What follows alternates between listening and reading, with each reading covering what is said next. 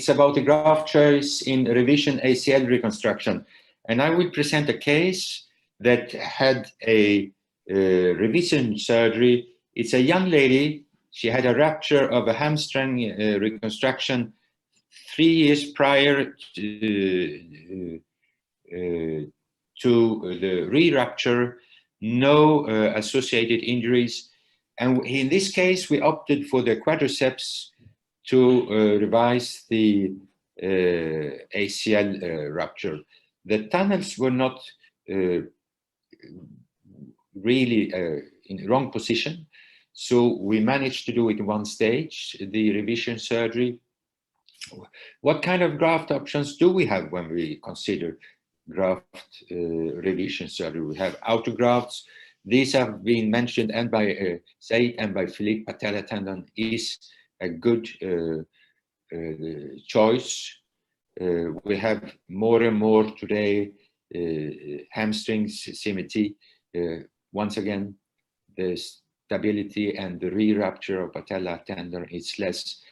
More and more is the central quadriceps tendon done. Allograft is sometimes a good choice in revision surgery.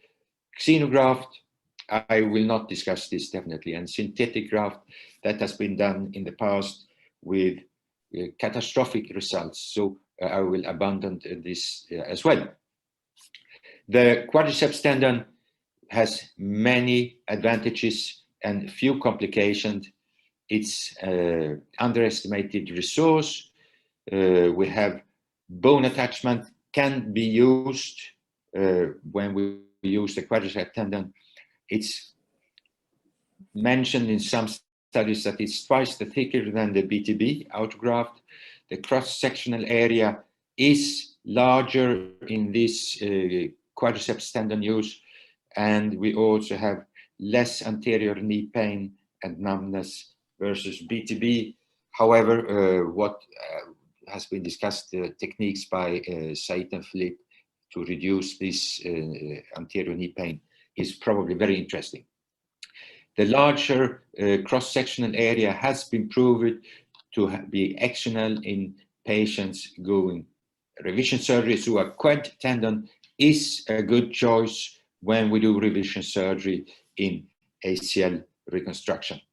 Now we come to the sad part of this story. 5 months after the revision ACL surgery, she slipped in the bathroom and she had a sudden hyperflexion of the knee. She had suprapatellar pain and she had an inability to raise her leg in extended position. There was a gap palpating the quadriceps tendon, and there was a complete quadriceps tendon rupture where the central quadriceps graft was taken, and we did a repair with fixation to the patella, and now she has a good function, she has a good stability, but also a good function of her quadriceps as well. Few cases have been mentioned in the literature. I found one mentioned, the latest in 2015, late quadriceps tendon rupture of the donor site after this procedure. So we should be aware about this, but still the quadriceps tendon is a good option. There is no evidence which graft should be used over the other when we use autograft. They in good hands, they give good results. The sport expectation of the patient must be considered when we make the choice of the ACL graft choice. And the failure rate in allografts that I didn't discuss here, but this has been a topic for several years, is higher in non-irradiated allograft, but there is no difference in the outcome measures.